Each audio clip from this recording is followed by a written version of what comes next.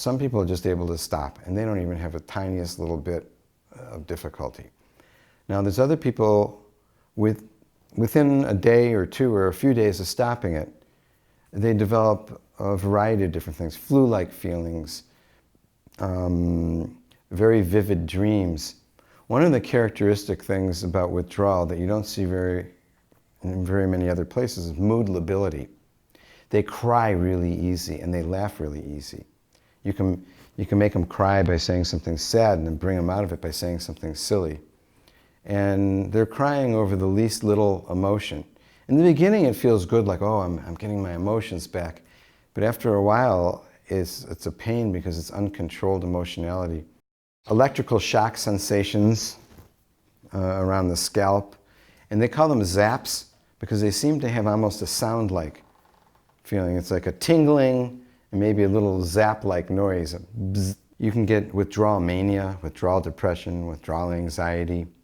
There's a variety of things that you can get after stopping, and a lot of those go away in a week or two. Now there's another category of person who will develop symptoms 3 to 6 months out. They stop the drug. They may have some withdrawal when they stop it, or they may have nothing and do very well.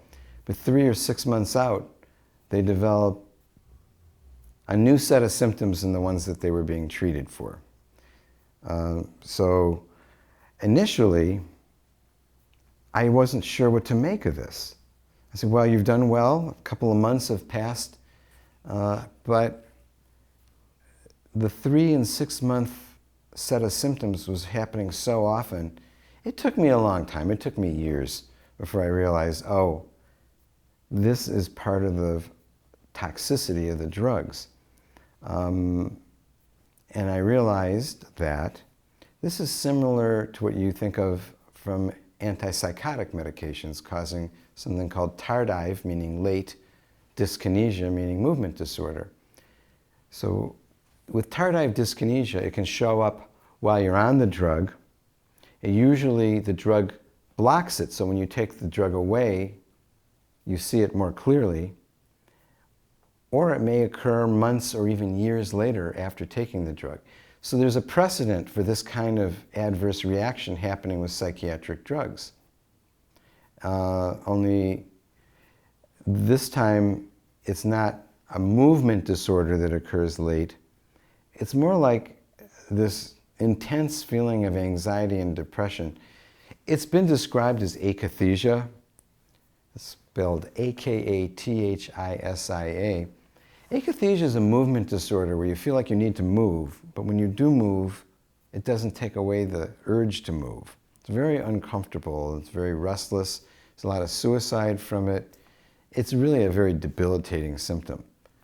Sometimes you can see the person getting up and pacing, but not always.